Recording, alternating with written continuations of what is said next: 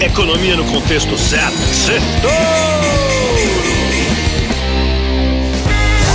Boa noite, Brasil, ouvintes da Jovem Pan. Bem-vindos a mais um Sextouro.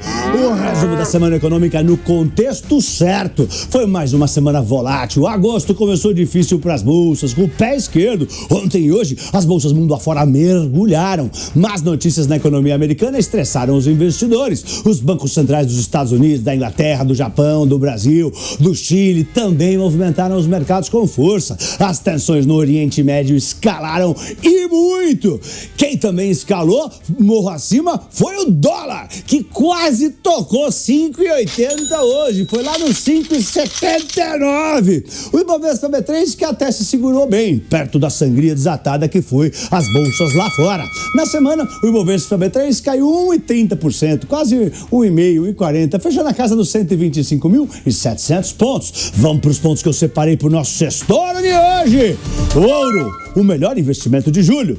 O ouro fechou julho com alta de 6%. Foi o melhor investimento do mês. Em menos de 3 semanas, renovou o recorde 3 vezes. Bateu 3 touros de ouro. Bateu $2.500 a onça. Vários fatores explicam por que o ouro brilha cada vez mais. A escalada das tensões geopolíticas. Nessa semana, Israel matou os líderes do Hamas e do Hezbollah. A eleição presidencial americana, que ficou bem mais acirrada agora, né? A vitória do Trump não é mais certeza absoluta como era com o Biden, né? A Kamala Harris está mais perto dele. E isso incentiva os investidores a buscarem proteção em ativos considerados mais seguros, como o ouro.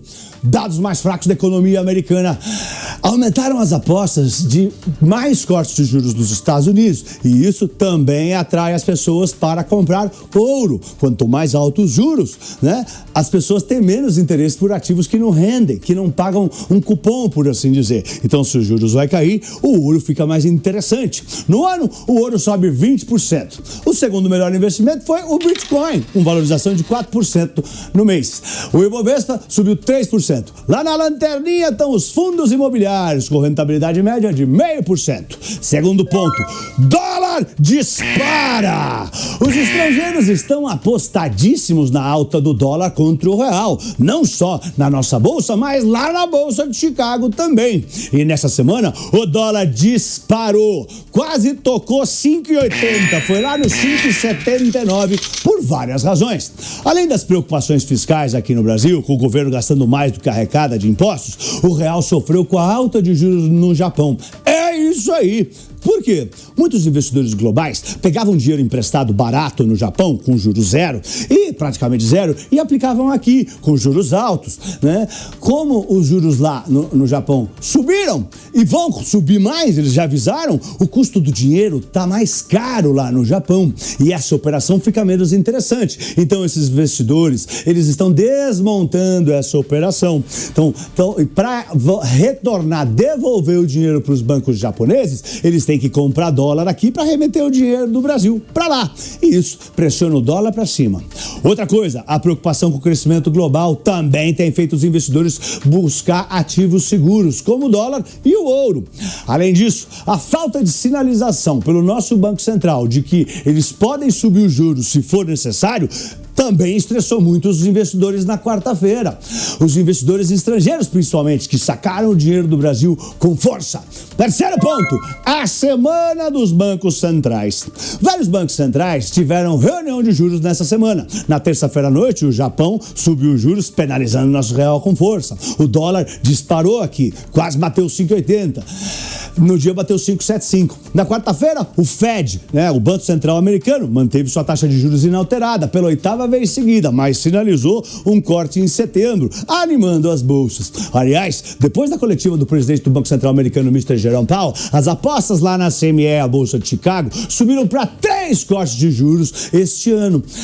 Na sexta, as apostas, inclusive, mudaram de quando será que eles vão cortar para quanto que eles vão cortar em setembro. O corte de juros já é dado como certo para setembro. E agora, as apostas estão divididas entre 25 bips e 50 bips de corte. A Ainda na quarta-feira, o nosso Banco Central decidiu manter a taxa básica de juros, a Selic, inalterada em 10,5% ao ano.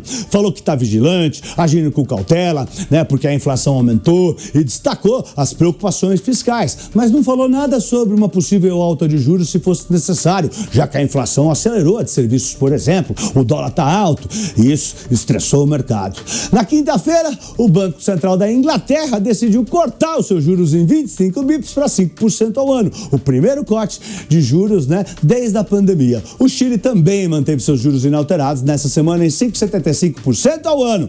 Quarto ponto, recessão nos Estados Unidos à vista. Será? Os investidores voltaram a se preocupar com os dados econômicos fracos que saíram na economia americana essa semana e aumentaram os temores de que os Estados Unidos possam entrar em recessão no ano que vem. Será? O gatilho dessa preocupação foi um índice que mede a atividade da indústria, chamado ISM, que veio muito ruim em junho. Depois foi divulgado que o número de pessoas recebendo seguro-desemprego nos Estados Unidos saltou no mês passado. A taxa de desemprego foi de 4,1% para 4,3% nos Estados Unidos. E alguns analistas já estão dizendo que a indústria dos Estados Unidos entrou em contração com força.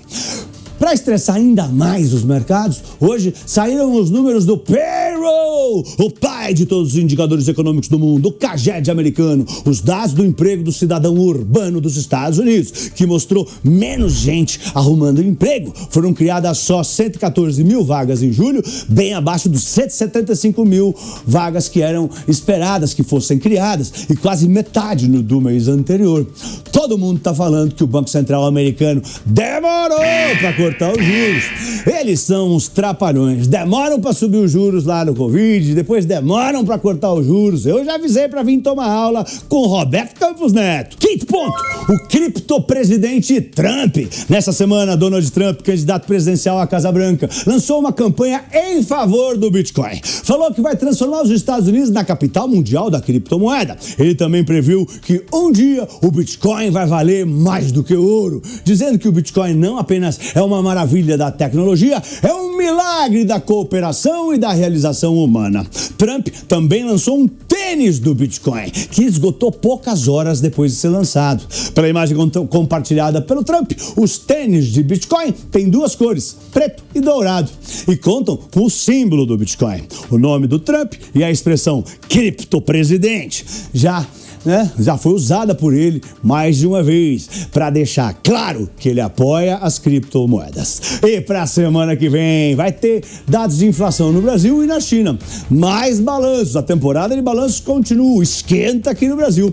Teremos falas dos diretores do Banco Central americano que já não estão mais em período de silêncio e vai ter a ata do Banco Central da reunião do Copom terça-feira aqui no Brasil.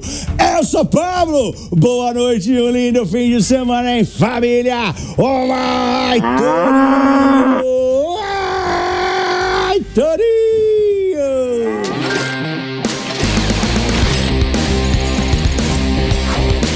Economia no contexto certo. Setor!